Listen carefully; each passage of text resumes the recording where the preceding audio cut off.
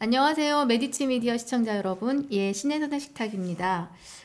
눈도 맑은데 밝은 귀를 가져서 바이든 특종을 알린 기자 유감의 이기주 기자를 모셨습니다. 안녕하세요. 네, 안녕하세요. MBC의 이기주 기자입니다. 네, 우리 8개월 만이에요. 네, 오래됐네요. 메디치 미디어 그 사이에 20만이 넘었습니다. 아, 그래요? 21만.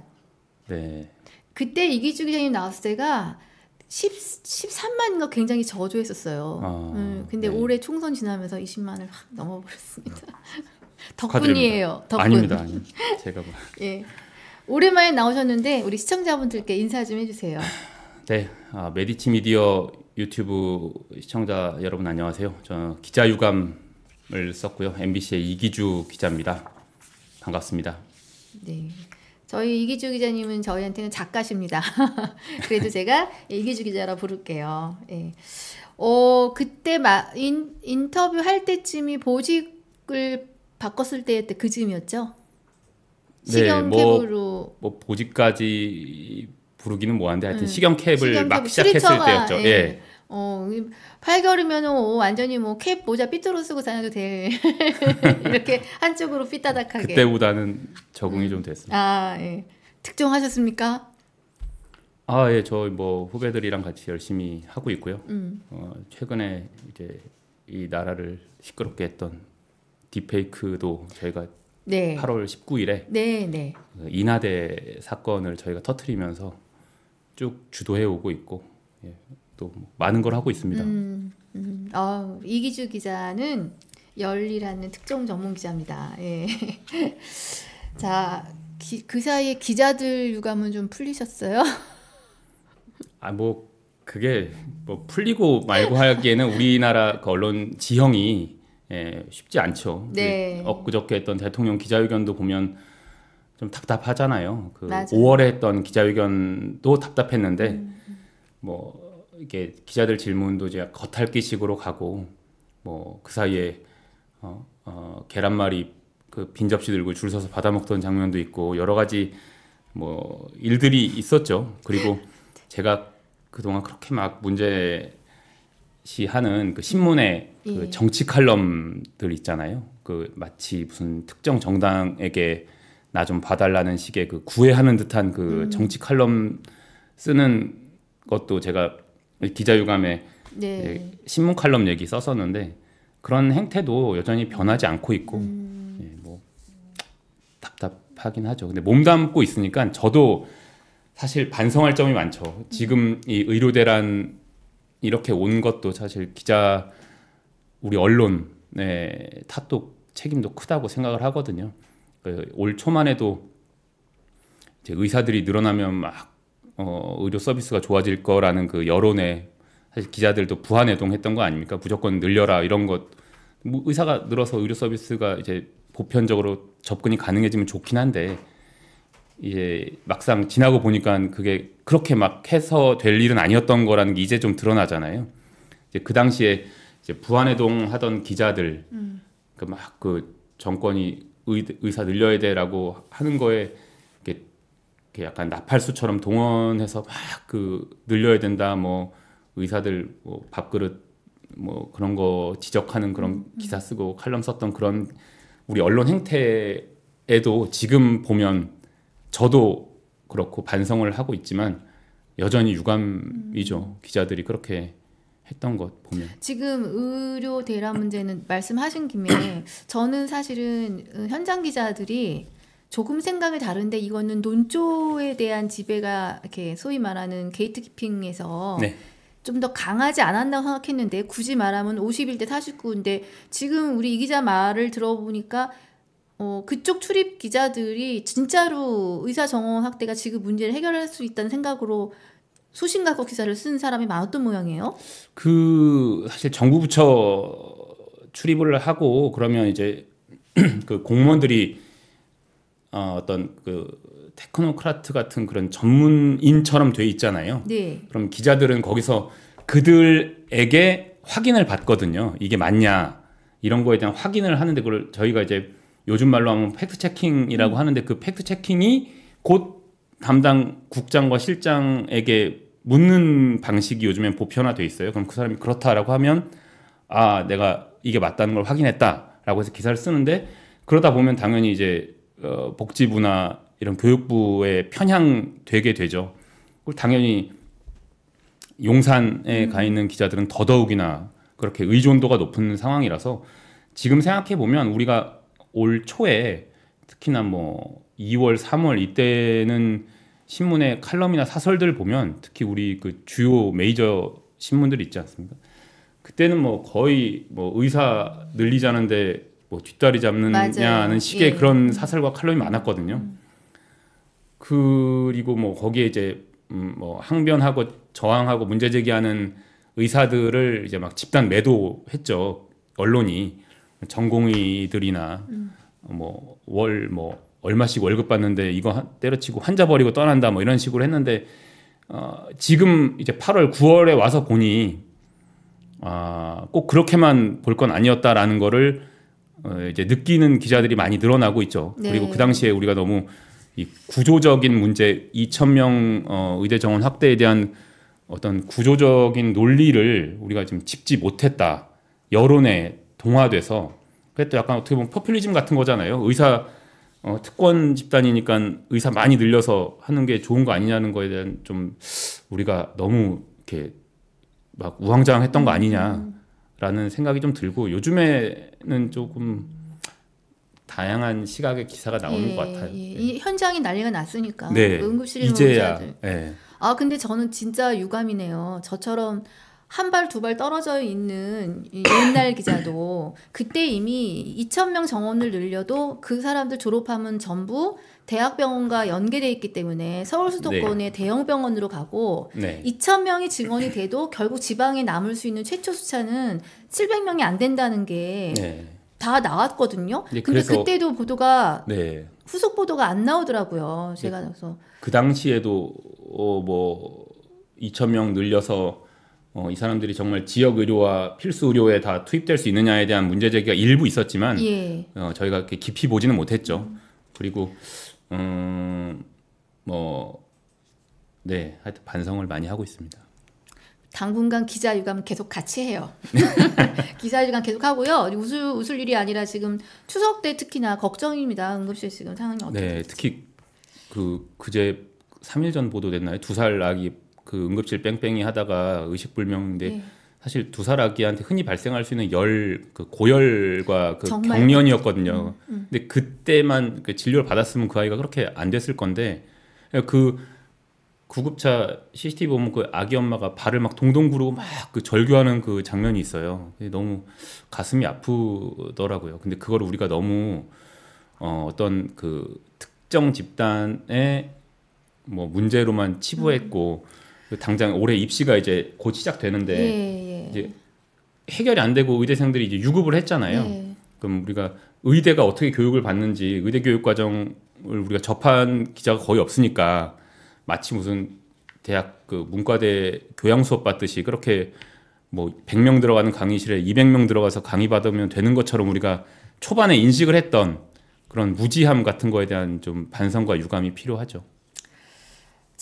걱정은 걱정인데 지금부터라도 네. 예, 지금부터라도입니다. MBC를 좀 믿고요.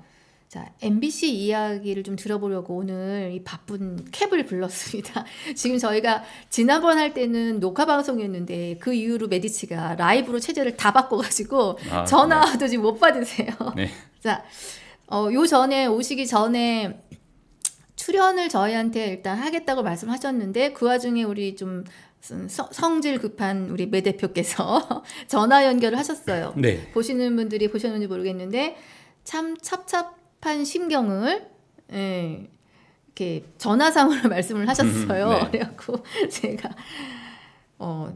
MBC 내부가 분위기가 지금 좀 술렁? 아니에요. 아니에요? 네, 아니에요. 네. 단일한 대우로 갑니까? 네, 저희가 8월 26일 날 그 행정법원의 그 결정이 있고 나서 네. 다음 날 아침 조선일보 기사에 보면 뭐 MBC 혼란 불가피 뭐 이런 제목이 네. 기사가 있었어요. 근데 네. 전혀 혼란이 없습니다. 그냥 유지되고 있는 거예요. 기존에 하던 걸 그대로 유지가 되고 있고 어제 저희 뉴스, 그제 뉴스 뭐 다 보시면 알겠지만 똑같습니다. 그리고 자, 8월 26일 날 상황 말씀을 해주세요. 네. 우리 기자님께서 직접. 8월 26일에 서울행정법원에서 가처분 효력정지 가처분 신청에 대한 결정이 있었죠. 무엇을? 저희 그 MBC가 보면 그 위에 이사회가 있는데 이사회 이름을 이제 방송문화진흥회라고 돼 있어요. 네. 그 방송문화진흥회 이사진 임기가 8월 12일에 종료가 됐고 그래서 8월 13일에 새 이사들이 취임을 해야 되죠. 네, 네. 그 이사들을 7월 31일 날 그 말도 많고 탈도 많았던 이진숙, 김태규 그 두 명의 체제가 네.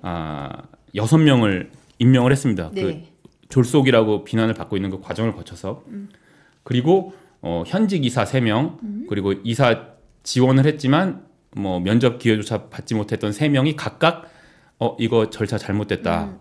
그리고 이들이 그대로 8월 13일에 취임을 하면 MBC 운영에 이사진 운영에 심각한 타격이 차질이 생긴다라고 해서 효력을 정지해달라 이런 신청을 냈고 그 중에 한 건에 대해서 네.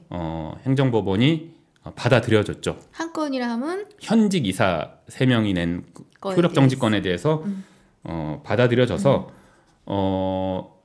이제 본안에서 이걸 다툴 때까지는 뭐 현 체제가 유지가 되는 걸로 결정이 그러니까 났습니다. 새로 선임한 6명의 이사가 정식으로 이사 자격을 가지고 출근하지 못하는 업무를 보지 못하는 그래서 본안에서 네. 문제 없다고 판단되거나 네. 예를 들면은 잘못된 거야 하면 다시 밟아야 되는 거죠. 네.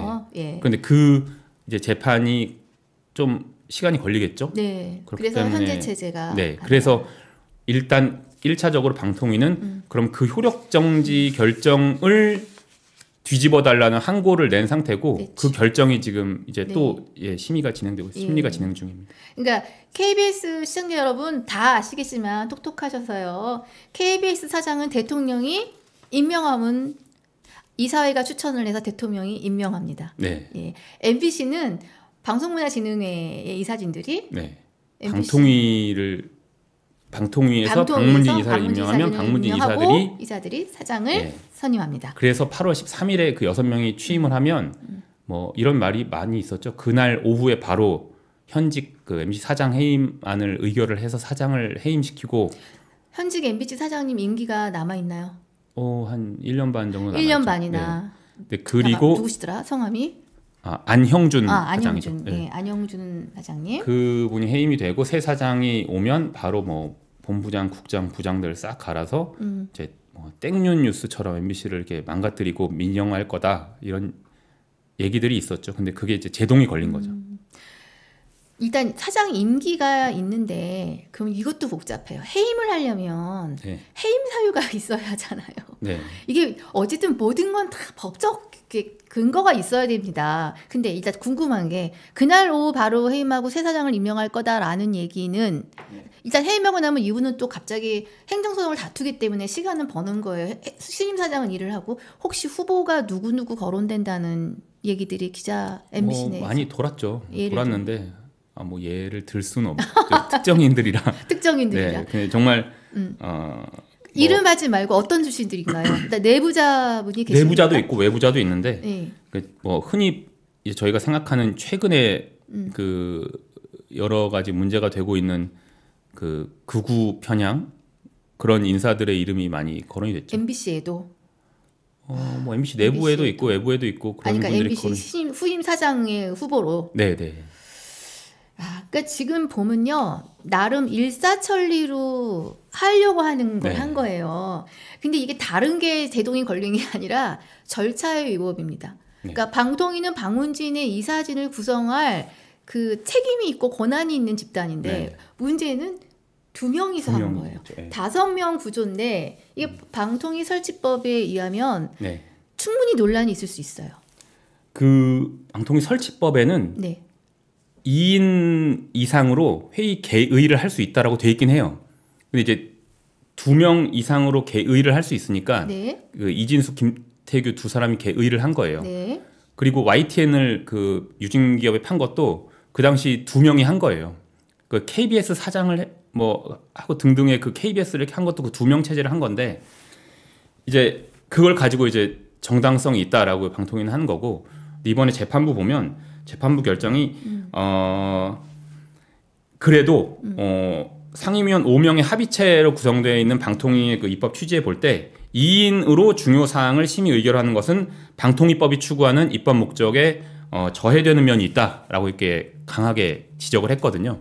그런 지적 사항을 볼 때는 절차적 하자가 없다라고 주장했던 방통위의 주장에 대해서도 법원이 그거 충분히 소명되지 않았다 네, 이렇게 해서 기각을 한 상태. 근데 제가 방통위 출입을 아주 짧지 않게 했던 사람으로 사실은 거기는 합의제 구조지만 합의를 할 필요 없고 마지막에 가면 다수결이에요. 근데 과반수 저는 2명 이상의 개인할 수 있지만 과반 이상이 참여해서 중요 의사를 결정을 했거든요. 그래서 네. 늘 야당 추천 위원들은 반대하고 위원장과 나머지 여당 추천 위원이 해서 이래서 3인이 보통 반대를 하더라도 3인이 결정을 했지 제가 출입할 때는 2인이 결정한 적이 한 번도 없어요. 과거에도 2인 체제였을 때가 있었는데 그때는 3인 이상 체제가 될 때까지 기다렸죠. 그렇죠. 그런데 이번에는 그걸 기다리지 않고 그냥 정말 착착착착 하려는 거를 그냥 숨김없이 나타낸 것 같다. 그래서 돌이켜 보면 작년에 국회에서 추천했던 최민희 방통위원을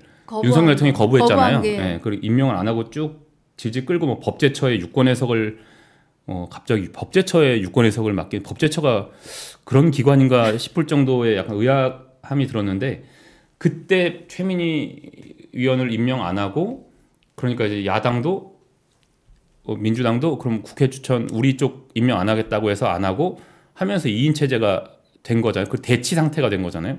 그러다 결국 최민희 위원이 작년 11월에 그럼 나 사퇴하겠다 해서 이제 물러나고 총선에 나가서 다시 과방위원장으로 돌아오셨잖아요. 그러니까 그때 차라리 최민희 의원을 임명을 했으면 지금 이제 3인 체제가 되죠, 지금. 그럼요. 그러니까 이런 2인 체제에 발목을 잡힐 이유가 없는데 지금 생각해 보면 아마 후회하고 있을 거예요. 자기 발등 자기가 찍은 겁니다. 그러니까 그때 최민희를 임명하지 말자라고 했던 아마 대통령 주변에 있던 참모가 뭐 책임을 느끼는지 모르겠어요. 거기는 책임진 사람도 없어요. 네, 거기 책임 안 느끼고 있을 겁니다. 네. 앞불사 상황입니다. 그래서 사실은요. 최민희 지금 의원을 그 당시에 야당 추천 상임위원으로 방통위원이 되게 했어도요. 지금 결정 다 할 수 있어요. 네. 왜냐하면 이분은 문제 있어 안 돼라고 얘기할 수 있어도 그냥 이 사람이 거부해도 이건 다 의결될 수 있는 거거든요. 참 한 치 앞을 내다보지 못한다 이런 생각을 하는데 자 여기서 제가 여쭤봐요. 왜 저러는 걸까요? 왜 저렇게 일사천리로 지금 사장도 바꾸고 무리하게 이진숙 위원장을 해서 그러니까 이 공영방송에 대한 그 장악이 내가 정권을 잡았다라고 하는 어떤 상징성처럼 여겨지는 것 같아요. 그래서 내가 전리품으로 이런 그 권력 비판 언론 하는 언론사들을 망가뜨리는 것을 마치 전리품처럼 여기는 그런 게 항상 그 보수 정권이 들어오면 이런 패턴이 반복이 돼 왔거든요. 그런데 이번에도 그렇게 시도를 했지만 여러 번 발목을 이제 행정법원을 통해서 걸렸죠. MBC 박문진 이사장 해임 건도 작년 이맘때인데 다시 그것도 번복이 되고 하면서 그러니까 무리한 그 장악 시도가 있었기 때문이고 뭐 불편한 얘기를 듣고 싶지 않은 그 속성이 크겠죠. 그동안 여러 뭐 디올백이나 뭐 도이치모터스나 이런 등등의 최상병이나 있었지 않습니까? 그리고 특히나 이번 뭐 총선 앞두고 대파 논란도 있었고 지금 의료 대란 문제도 있고 이런 국면을 넘어올 때마다 항상 권력을 비판해 오던 언론들이 있었고 그 주류 언론 중에는 MBC가 대표적으로 굴하지 않고 지금까지 해오고 있기 때문에 이 눈의 가시처럼 느끼는 거죠. 그리고 특히나 대통령 본인의 행위로 이 문제가 됐던 것게 한 2가지 정도가 있는데 그 중에 하나가 이제 바이든 알리면이 또 있잖아요. 다른 거는 사실 그 뭐 장관이 했던 거 결정, 뭐 누가 했던 결정 이런 게 이제 이 정권의 부담이 됐다라고 하면 대통령 본인이 한 행위는 몇 가지가 딱 드러나는 게 화면에 이렇게 있진 않아요. 근데 그 중에 하나가 대표적인 게 이제 바이든 알리면 그 비속어 논란이었는데 뭐 지금이 한 2년 지나니까 기억이 가물가물하지만 그 당시에는 저희 상암동은 거의 전쟁터였습니다. 네. 지금요 가지가지 한다. 기자이검 살게요. 사주십시오. 네? 예, 지금 동영상 나가고 있어요. 바이든 날리면. 이거 가물가물하지 않습니다. 근데 이 이야기를 다 그럼 목소리가 안 나오나요?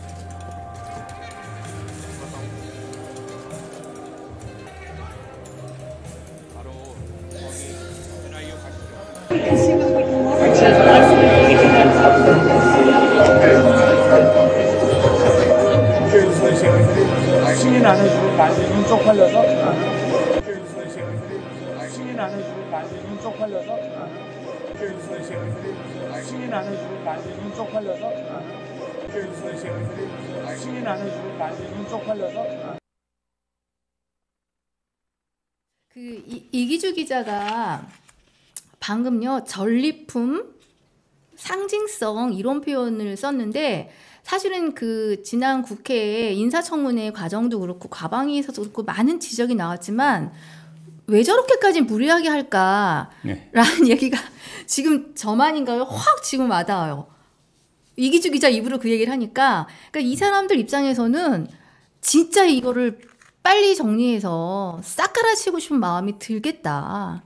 우리는 가물가물이지만 그들은 뼈에 한이 사무쳐가지고. 그렇죠. 지금 아마 MBC 뉴스만 보면 MBC가 뭐 그냥 언론 비판 보도를 하고 권력이 불편하게 느낄 수 있겠구나 정도 생각을 할 수 있지만 그걸 좀 더 이제 크게 느끼는 거는 한쪽에는 KBS 9시 뉴스의 그 큐시트 다시 보기 목록을 한번 보시고 한쪽에는 MBC 뉴스데스크의 목록을 보시면 뭐 어제 걸 비교해도 알 수 있고 그제 걸 비교해도 알 수 있고 뭐 아무 날짜나 해서 비교해도 극명하게 드러납니다. 박민 사장 체제 이후에 KBS 뉴스의 논조가 어떻게 바뀌었는지 한번 보시고 또 어제도 KBS 뉴스 보면은 시작이 뭐 북한 관련 뉴스였거든요. 그런 면에서의 차이가 있는 거죠. 어제는 뭐 연금이나 의료 대란 같은 게 당연히 큰 이슈가 됐어야 됐는데 뭐 이런 면에서 차이가 있고 MBC도 이제 그렇게 되기를 그렇게 만들려고 했던 게 이제 점점 드러나고 있는 거죠. 그러니까 이제 방통위원장에 짧게 임명했다가 탄핵한다니까 이렇게 살라미식으로 조금 하고 빠지고 조금 하고 빠지고 해서 단계별로 지금까지 진행이 된 거잖아요. 이제 임명했던 사람들 몇 면을 보면 알 수가 있죠. 저희 갑자기 저쪽 섬나라의 특공대 이름이 갑자기 생각나죠. 장렬히 전사하고 그 다음에 또 오고 이런 것도 아니고 참. 이게 재밌네요. KBS 뉴스 리스트와 MBC 뉴스 리스트를 한 번만 비교해봐도 저희가 이거 짬나면 한번 비교해서 인서트 컷을 따로 한번 좀 만들어서 넣으면 좋을 것 같다는 생각이 제가 조금 들었고요. 진짜 그럴 만한 이유가 있겠습니다. 저 이제 이해됐습니다. 왜 이렇게 하는지 이해됐습니다. 자, 그런데 MBC 내부 분위기는 그냥 일상적으로 워낙 시달려서요. 아니면 올 때 하면 되는 거니까 그때까지는 우리는 우리의 길을 간다. 근데 뭐 만약에 어떤 그런 식의 시도가 있고 했으면 뭐 당연히 보도에 개입이 되고 이러면 저항을 저희가 하죠. 이렇게 또 MBC는 다른 언론사랑 다르게 또 그런 DNA가 구성원들한테 있거든요. 그런데 일단은 이게 효력 정지가 돼 있는 상태에서는 기존에 하던 걸 쭉 그냥 해오는 유지하는 체제가 이어지니까 지금은 크게 뭐 동요가 있다 뭐 이렇게 생각이 들진 않아요. 그 구성원들도 그렇게 생각할 겁니다. 알겠습니다. 지금 보도본부장이 누구세요? 보도본부장이요? 지금 사장 우리 신문으로 치면 편집국장 박장호 보도본부장. 박장호 뭐 사실 제가 알아서 여쭤본 게 아니고요. 이 보도본부장 때문에 이제 두 번째로 한번 가볼게요. 이진숙 위원장. 지금 직무가 정지돼 있지만 어쨌든 이진숙 위원장이라고 불러야 돼요. 이분도 사실은 MBC의 기자로부터 시작해서 보도본부장을 하신 분이세요. 홍보실장도 했고 대변인도 했지만 보도본부장을 했다는 거는 그러니까 편집국을 책임지는 거죠. 보도본부. 근데 이분이 사실 제가 이력을 다시 살폈더니 그 몇 년 전에 이미 당시 국힘이 아니었고 그때 그 그 전신의 어떤 당으로 네. 사실 입당을 하고 네. 자유한국당 예. 입당했었죠. 정치에 대한 출마도 했었어요. 출마도 네. 했나요? 떨어진 그때 거예요? 대구시장 근데 본선까지는 못 가고 내부 경선에서 네네 공천을 못 네. 받았을 것 네. 같습니다. 그 저도 이분이 왜 저한테는 갑툭튀였는데 갑툭튀가 아닌 거예요. 정치로 몸을 일단 바꿨으니까 이제 근데 이분의 카드를 써서 지금 정권 입장에서는 이진숙이라는 위원장이 MBC 출신이고 이 사람의 카드를 써서 이 지금 작업을 하기에는 굉장히 적합한 분이었다는 사실이 이번 인사청문회에서 그냥 다 드러난 것 같다는 생각이 드는데 네. 저는 솔직히 말하면 이분이 기자 출신이기 때문에 자괴감이 정말 뭐 이기주 기자가 청와대에서 겪은 그 분도 또 기자 출신이었지만 네.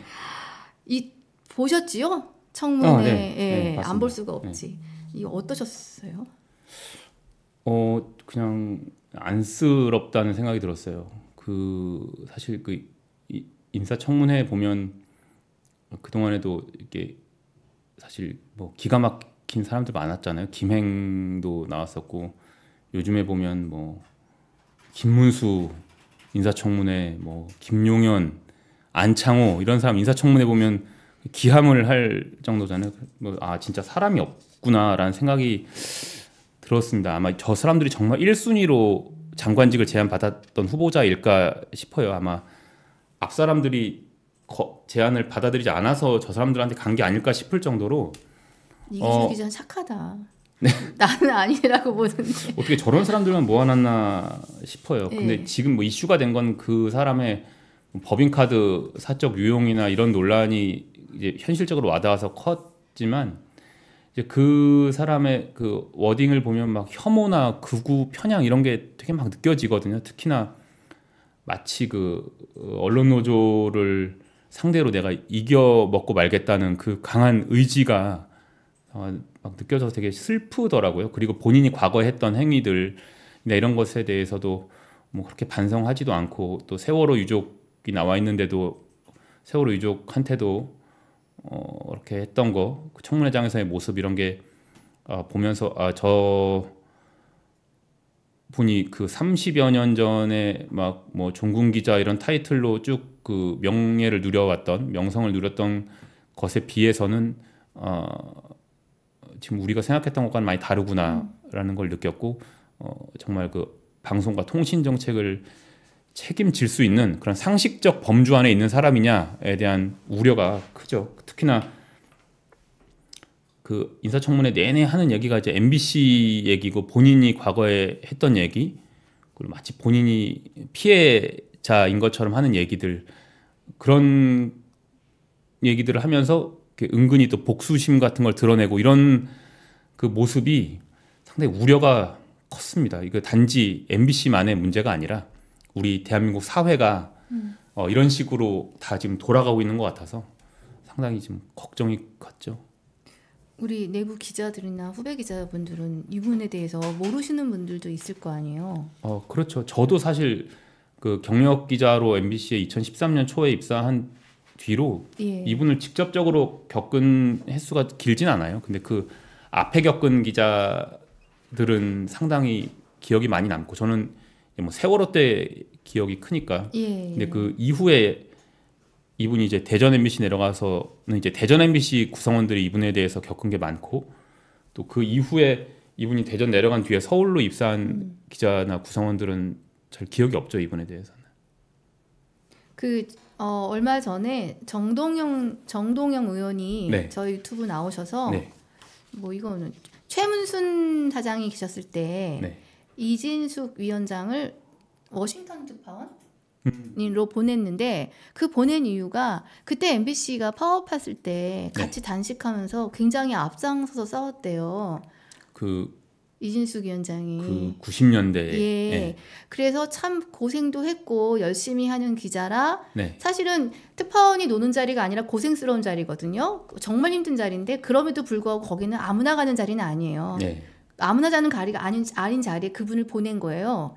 그러니까 그런 얘기하면서 어떻게 사람이 그렇게 변할 수가 있냐라고 탄식했다는 얘기를 정동영 의원이 해주셨어요. 그래서 저희가 같이 저는 근무 안 했지만 저희가 기억하는 이진숙이란 이름은 기자였고 네. 앞부분에 그런 게 있는 거예요. 근데 그 이후에 다녀온 이후부터의 그의 행보를 보면 놀라운 거죠. 그래서 전 약간 기자 사회에서 기자 출신이라고 얘기하는 것도 그렇고 어른으로서도 굉장히 이 사회에 부정적인 영향을 미치는 발언들을 너무 많이 하는 거예요. 인사청문회에서. 그래서 MBC 내부 분들이 어쨌든 자기 출신 선배인데 죄송하지만 굉장히 창피할 것 같다만 나는 이런 생각이. 네, 그 꼬리표처럼 MBC가 따라다니니까. 그럼요. 이분이 그때 초반에 그 종군 기자의 이미지가 강하게 쭉 유지가 돼서 활동을 그런 쪽으로 했으면 좋았을 텐데. 예. 뭐 그 뒤로는 뭐 정치권에도 기웃거리고 어떤 타이틀을 원하는 게 아닌가 싶을 정도로 출마도 막 시도하고 그런 게. 근데 이러다가 갑자기 다들 그 야당의 탄핵 공세에 그 단명하는 방통위원장 자리를 또 굳이 수용하고 또 취임하자마자 그날 바로 취임식도 안 하고 임명장도 안 받고죠. 임명장도 안 받고 그 박문진 이사랑 KBS 이사들을 그 일사천리로 임명해 버리는 걸 보면서 그냥 목적이 뚜렷했구나라는 생각이 들었어요. 그 KBS 이 MBC는 다행히 행정법원에 그 정지 처분을 받아서 정지가 됐는데 KBS 그때 같은 날 같은 자리에서 두 명이 같은 절차로 했던 7명, 9명인가요? 그 이사분들 어제 취임했어요. KBS는 그 체제가 시작이 됐습니다. MBC는 정지가 됐는데. 왜 그렇게 된 거죠? 재판부 회피했죠. 근데 KBS는 일단 저희가 했던 절차를 뒤늦게 밟았죠. 그러니까 저희가 8월 26일에 결정이 나왔잖아요. 근데 8월 27일에 그걸 낸 거예요. 그러니까 좀 늦었죠. 시간적으로 좀 늦었고 또 뭐 전자 배정을 한다고 하는데 또 공교롭게도 그 MBC 결정을 내렸던 그 재판부에 배정이 되면서 또 재판부 기피 신청이 나서 지금 뭐 재판부 아직 지정이 안 된 걸로 알고 있어요. 안 된 것 같습니다. 그러니까 KBS는 그렇게 지연이 되면서 똑같이 2인 체제의 그 입법 취지에 입법 목적을 저해하는 면이 있다. 뭐 절차적 하자가 없다는 점이 충분히 소명되지 않았다라고 했던 결정의 대상이 된 그 방통위 2인 체제 결정으로 임명된 KBS 이사들이 어제 다 임기를 시작을 했습니다. 되게 아이러니하죠. 웃기다고 할 수 없고. 저는 이번에 인사청문회에서 세월호 참사에 대한 이건 그분은 보도본부장이었단 말이에요. 당시에. 그러니까 진심 어린 사과를 저는 할 수도 있었다고 보는데 왜냐하면 모든 것들이 다 오보로 판명됐고 우리 잘못했다는 게 이미 10년 전에 큰절하면서 저희 기자협회에서는 사죄를 올렸잖아요. 국민을 향해서. 그하고 이용마 기자에 대한 발언이 나왔을 때도 눈도 끔찍 안 하는 거 보면서 그러니까 적대감이 아직도 많이 있는 것 같아요. 그 이진숙 씨는 세월호가 뭐 솔직히 뭐 세월호 오보가 이진숙 씨 개인의 온전한 책임이다라고 보기는 어렵죠. 우리 구성원들이 다 같이 잘못을 한 거고 또 MBC만이 아니라 그 당시에 뭐 우리는 오보 안 했어라고 말할 수 없는 대한민국 언론 체제였잖아요. 근데 또 막상 또 MBC가 그때 뭐 제일 먼저 전원구조 오보를 했네 안 했네 이런 걸 떠나서 그 이후로도 그 4월 16일 이후로도 그 2014년에 계속 그 여름 지나서 가을 때까지도 저희가 그 세월호 유족을 이렇게 비하하고 폄하하는 보도를 이어왔거든요. 기자유감에도 그 당시의 일들을 이렇게 썼었는데 그 중에 일부 단면들을 썼었죠. 근데 그런 당시에 이제 우리 보도를 책임지는 책임자 중에 한 명이었기 때문에 그 정말 진심 어린 사과를 할 수 있는 기회였죠. 근데 뭔가 정치적인 수사로 말을 하더라고요. 그런 면에서 또 국장 책임제 그런 얘기 하셨고 또 국장 책임제 얘기를 자꾸 해가지고 좀 비겁하다는 생각이 들었습니다. 유족 입장에서는 얼마나 그랬을까라는 생각. 그 자리는 책임이지만 사실은 보도본부장은 제가 모두에도 말씀드렸는데 정말 편집국을 책임지는 자리예요. 아무나 할 수 있는 자리가 아니고 그만한 권한도 있고 그 무게감 때문이라도 사실은 저는 그 사과가 창피한 사과가 저는 아니라는 생각이 드는 거예요. 그 사과를 할 수 있는 것도 사과는 아무나 하는 게 아니잖아요. 그만한 자리에 있는 사람이 그 권한을 가지고 하는 건데 그것도 최선을 다했으나 뭐 책임을 통감한다 이런 뭐 약간 그 정치인들의 레토릭 같잖아요. 그리고 최선을 다했지만 죄송하게 생각한다. 네. 이게 도대체 말이에요? 막걸리예요. 이용마 기자한테는 아예 결국은 아무 말도 네, 안 했습니다. 네. 참. 자, 아까 상징성, 전리품, MBC만큼은 장악을 해야 돼요. 공영방송 MBC는 계속 사실은 이제 이런 순환의 늘 계절을 겪어왔어요. 별로 순탄하지도 않고. 네. 그래서 내부는 많은 상처를 입고 네. 나름 다 갈기갈기 지금 하나로 단일하게 또 모여지지 못한 상태죠. 네. 예. 그래도 이기주 기자는 기자 유감을 쓰면서 그 부분을 담담하게 다 풀어냈는데 이 책 안에도 정말 슬픈 이야기가 많습니다. 어떻게 이 상황이 좀 가야 된다고 정말 생각하세요? 뭐 상식적인 범주 안에 있었으면 좋겠어요. 뭐 정권이 바뀌더라도 뭐 보수든 진보든 이렇게 정권을 그쪽에서 잡을 때 뭐 일부 편향되는 면이 있을지라도 그게 이제 상식적으로 우리가 수용할 수 있는 범주 안에 있어야죠. 근데 지금은 너무 극단화돼 있고 갈라치기가 워낙 심하고 또 이게 권력이 그 기자들을 동원해서 그런 쪽으로 더 끌고 가려고 하고 거기에 이제 불나방처럼 부안해동하는 기자들이 많기 때문에 되게 어떻게 우리가 합리적이다라고 하는 방향으로 가기가 어렵다는 생각이 들어요. KBS나 YTN에 지금 돌아가는 걸 보면. 그래서 MBC마저도 그렇게 하려고 하겠지만 이게 지금 쉽지는 않은 상황이죠. 근데 MBC는 좀 특수한 게 공영방송이라고는 하지만 KBS처럼 정부의 어떤 보조금 같은 식의 수신료를 10원도 받질 않아요. 그렇죠. 이게 운영은 정말 저희 법인명의 주식회사의 문화방송이거든요. 그 정말 상업방송처럼 민영방송처럼 저희가 오로지 광고 수주로 일어나는 회사예요. 그렇기 때문에 저희가 더더욱 정부의 눈치를 물론 인허가나 이런 문제에서는 또 다를 수는 있지만 다른 그런 KBS나 뭐 수신료를 받는 뭐 EBS나 이런 데에 비하면 지금 그 문제되고 있는 연합뉴스 또 뭐 TBS 교통방송 같은 그런 쪽하고는 MBC는 다르죠. 그러니까 저희는 그러면 경영이 어려워져서 뭐 적자가 나든가 해야 되는데 저희는 이 어려운 시국에서 저희만 또 흑자를 내고 있거든요. 그러니까 저희는 그런 그 억압의 굴레에서 좀 자유로울 수 있는 면이 있어요. 물론 일반 민영방송과는 다르게 저희는 공영방송이니까 법에 특별 그 방문진법이라는 게 있어 거기에 이제 제한을 받지만 그러니까 공영방송 역할을 하면서 운영은 민영방송처럼 하고 있기 때문에 저희 구성원들이 어떻게 하느냐에 따라서 뭐 회사가 뭐 수신료 안 준다고 저희가 막 갑자기 기울어져서 야 우리 수신료 이렇게 하면 수신료를 다시 주지 않을까 뭐 이런 게 내부의 흔들림 같은 게 있진 않죠.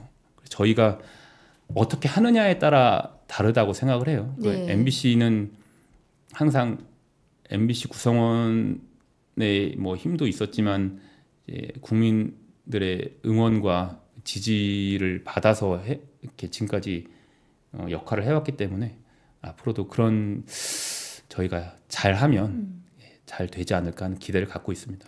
그러니까 사실은 MBC가 정명을 찾아야 한다는 말을 했을 때 최시중 위원장 시절에 MB 때죠. 네. 막 공개적으로 노골적으로 세게 그 얘기를 이제 MBC 민영화로 받아들이면서 이제 막 논란도 일으키긴 했는데 그냥 차분하게 정말 정명을 생각하면요.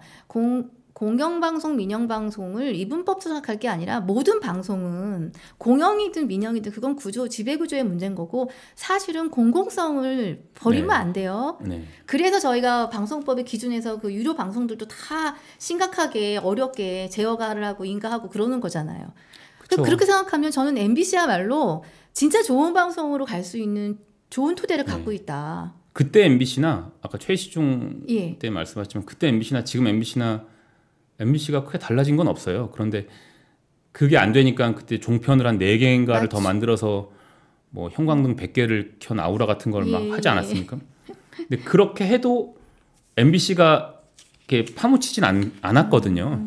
그쪽 종편 개수가 늘어나서 뭐 보수 편향 방송이 뭐 개수가 늘어났을지라도 MBC는 MBC의 역할을 계속 하고 있고 MBC를 보는 분들은 또 MBC 보도를 사랑해 주시는 분들은 계속 그 자리에 계시기 때문에 저희가 더욱더 흔들리지 말아야 하죠. 근데 정권이 바뀔 때마다 이 정치 권력이 개입을 하니까 그게 문제고 그래서 이제 그걸 좀 법으로 좀 제도를 제대로 만들자. 이렇게 어느 정권이 왔을 때 이쪽 진영의 이사들을 우르르 임명해서 KBS, MBC 뭐 싹 갈고 이쪽이 오면 이쪽으로 싹 갈아서 갈고 이렇게 하지 말고 뭐 제3의 기구라든지 그게 안 되면 뭐 일각에서 말하는 특별 다수제라고 해서 뭐 3분의 2 이상은 찬성을 해야 의결이 되는 식으로 바꾸자는 이런 계속 움직임이 나오고 있는 거죠. 저는 그거 좋다고 생각합니다. 그런 논의가. 예, 이기주 기자님이 아까 상식이라고 표현을 했는데 사실 생각해 보면요. 방통위를 그냥 야당 추천위원을 구성을 하고 네. 이미 그때 놓쳤지만 지금 야당에서는 할 이유가 없죠. 이 상황이. 네. 자, 하고 이 박문진 이사가 임기가 끝나니까 당연히 다음 이사 선임하고 이 사람들이 새로 이사진이 됐으니 MBC 경영이 어떻게 됐나 봐야 될 거 아니에요. 그럼 보면은 내부 감사도 하고 조사도 할 거 아니에요. 그렇게 해서 문제가 발생이 되면 사장에 대해서 문책을 하건 뭐 해임을 하건 이렇게 이런 부분이 저는 상식이 아닌가? 그래서 이 남은 1년 반은 이 사람은 자기 임기를 채울 또 권한이 있어요. 근데 문제가 드러나면은 그때 무언가를 하면 되잖아요. 근데 거기서 먼지 털어서 먼지 안 나오는 사람은 없으니 털리면 또 어쩔 수 없는 거야. 근데 이런 절차들을 그냥 밟고 운영되면 아무 문제가 없는 그런 그냥 방송사인데 네. 도대체 이게 왜 안 되는 건지. 자, 그래서 제가 이기주 기자님께 한번 여쭤볼게요. 공영방송 지금 방송법 사법이 네. 대통령이 결국 뭐 거부권이 또 만나는 거지만 이사진 숫자를 대폭 늘리고 그다음에 직군 추천제도 강화하고 하는 내용들이 지금 포함돼 있어요. 요 안에 대해서는 뭐 MBC 노조나 내지는 기자로서 어떻게 생각하세요? 지금 방송법 개정하려고 하는 야당 측의 입장. 저는 뭐 직군을 늘리든 뭐하든 다양한 방안이 논의되는 건데 건강한 거라고 생각을 해요. 예. 지금처럼 정치 권력이 자기들의 입맛에 맞는 이사들을 임명해서 편향되게 늘 5년마다 한 번씩 임명하는 제도는 바뀌어야 된다고 생각을 하고요. 근데 이거를 뭐 직군들을 늘리든 아니면 뭐 제3의 기구를 만들든 하는 건 이제 정치권에서 논의를 여야가 해야겠죠.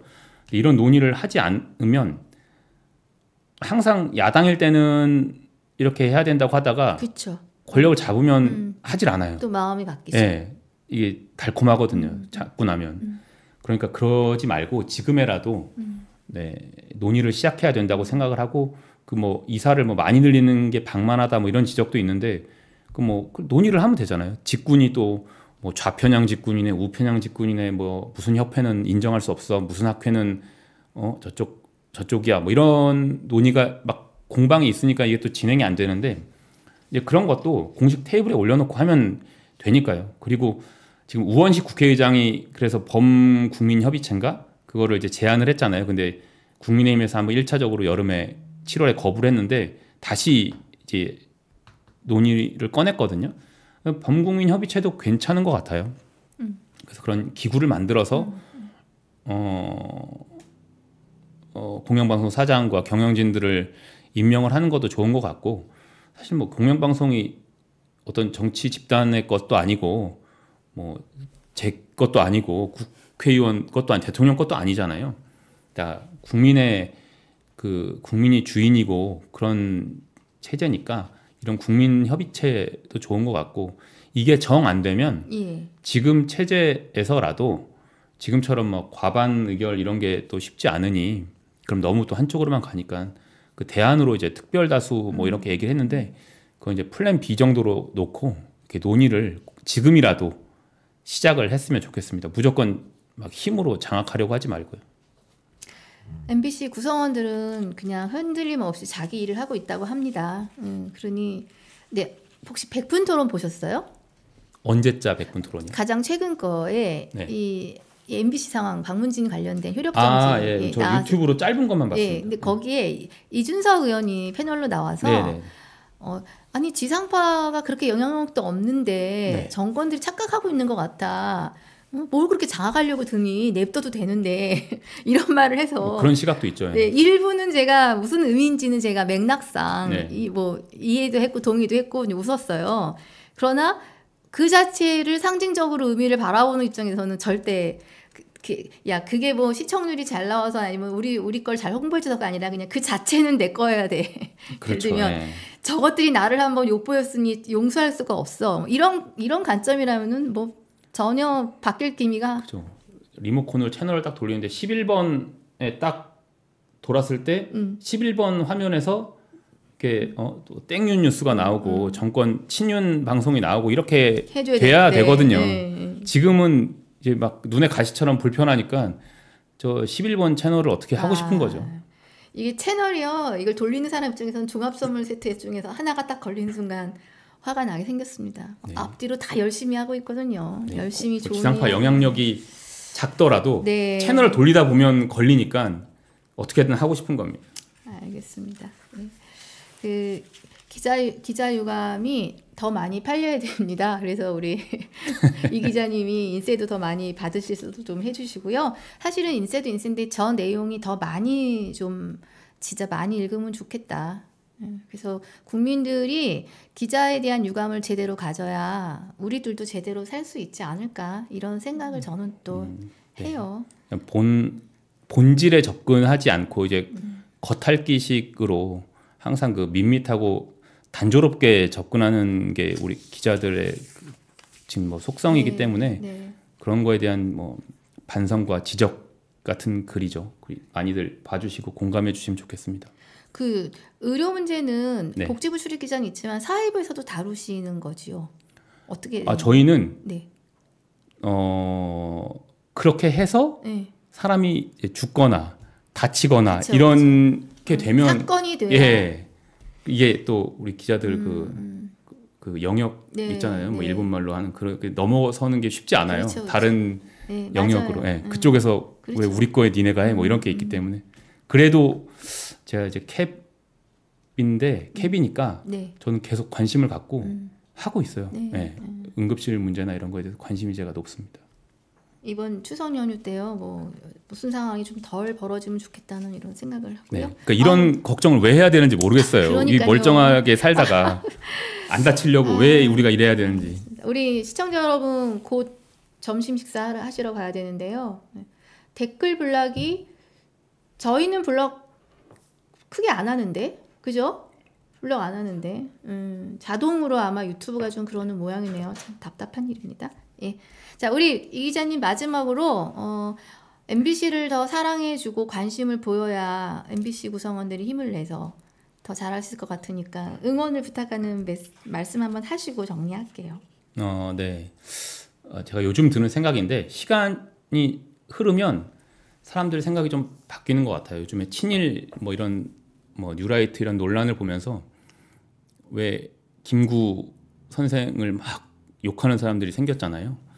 그러니까 뭐 그 당시에 좀 이렇게 했으면 좀 어떻게 표현을 해야 될까요? 좀 이렇게 과격하게 하지 않았어도 독립운동을 할 수 있었는데 왜 그렇게 과격하게 하고 테러리스트? 네, 테러리스트처럼 그렇게 했느냐에 대한 그런 비난이 시간이 지나니까 이렇게 흐르잖아요. 그런 것 같아요. MBC나 저나 이렇게 저에 대해서나 이제 많은 분들이 막 그 시간이 지나면 왜 그때 그렇게 안 했어도 되는데 왜 그랬어라고 하면서 비난을 하고 이렇게 막 손가락질을 하시거든요. 근데 그 당시 시점이 잘 기억이 안 나고 단편적인 것만 기억이 나잖아요. 사람들은 시간이 지나면. 그러니까 MBC에 대해서도 뭐 어떤 지나고 보니까 MBC가 뭐 이렇게 단편적으로 이거는 잘못했고 저거 잘못했고 뭐 저놈 저 그때 어떻게 했고 막 이런 식의 손가락질만 하시지는 마시고 그 당시에 그 시점에 우리가 어떻게 했는지를 그리고 다른 사람들은 그때 얼마나 비겁하게 했고 방관하고 제3자처럼 중립적이었다가 시간 지나서 저희가 막 또 제가 애를 쓰고 막 그렇게 해서 만들어 놓은 거를 지금은 와서 무임승차해서 누리고 있는지를 지금 시점에서 보지 마시고 그 당시 시점에서 보시면 좋겠어요. 그래서 이제 와서 뭐 그 과정에서의 어떤 조그만 하자가 있고 그런 걸로 막 뭐 소환되고 처벌받고 이런 걸 가지고 그럴 줄 알았다라고 손가락질만 하실 게 아니라 그때 우리가 왜 그렇게 할 수밖에 없었는지에 대해서 그리고 그때는 같이 응원해 줘 놓고 시간이 지나니까 왜 그렇게 막 또 손가락질을 하고 그렇게 하는지에 대해서 좀 요즘에 들어서 그런 생각이 들고 그래도 많이 응원을 해주시면 좋겠다는 생각을 합니다. 기자유감도 지금도 대형 서점에서 팔고 있지 않나요? 아유, 그럼요. 팔고 네. 있습니다. 팔고 많이. 있습니다. 온라인 주문도 되고요. 네. 네. 인쇄는 많이 안 팔렸는지 생각보다 언제 들어 아마 농담입니다. 5월, 10월 이렇게 되니까 아마 네. 드리지 않을까 싶습니다. 네. 그 무던히 살기 어려운 시절인 것 같아요. 네. 사실은 무던히 산다는 거 참 그렇지만 사람은 아무 일이 벌어지지 않는 게 이렇게 고요한 일상 이런 거를 원할지도 모르지만 지금은 전혀 그럴 수가 없고요. 네. 우리 의지와 무관한 것 같습니다.